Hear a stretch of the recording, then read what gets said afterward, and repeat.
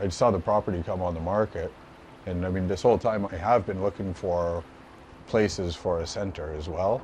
So I wasn't really certain what I was going to find, but yeah, as soon as I walked onto the property, I knew it was exactly what it was going to be used for.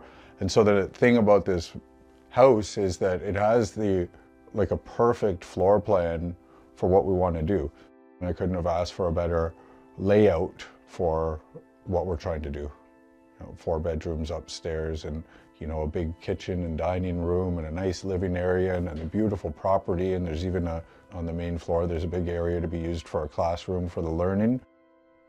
The individual that comes here, the only reason they're going to come here is because they want to get out. It's not just going to be a get out of jail free card. It's going to be a person that's very serious about change, and then they're going to come here and have the opportunity to change.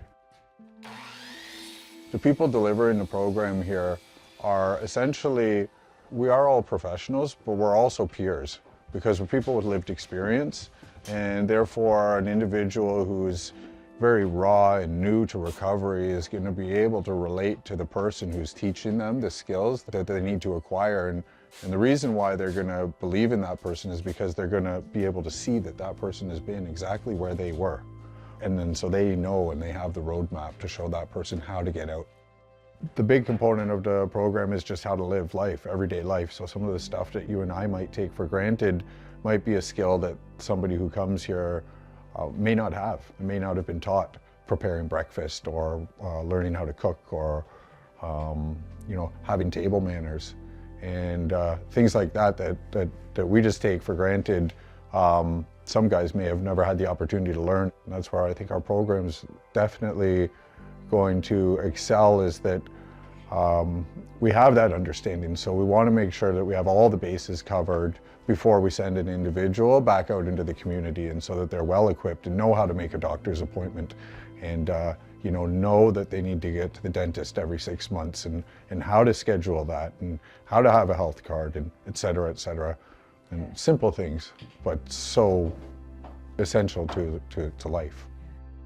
I first met Manny in the early part of 2017, and we were bunked together, and he's a great guy. He's an older guy, and he's had a lot of experience with incarceration. He's been to the penitentiary, and he was coming through on a breach, so he was in the provincial institution with me, and we were in a unit that was under lockdown and segregated, so we spent 23 hours a day together in a cell, so you really get to know somebody. And then I got out, he got out, and then later in 2017 I came back in, and he was already back in, and then we ended up getting bunked up in the same cell on the same range again. When you're leaving a jail, they open up the door, and then you have an option. It's like, you can go be free and do anything you want, or you could go try something new in a different city and challenge yourself, and it's scary. And 99 times out of 100 you choose, I'm going to go free.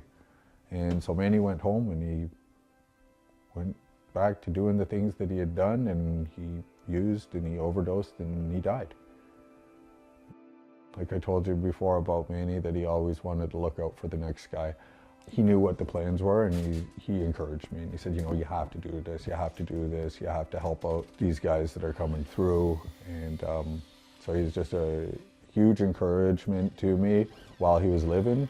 And then the circumstances surrounding his death really cemented all of the reasons why intervention needs to be made available to people who are willing to make a change while they're incarcerated.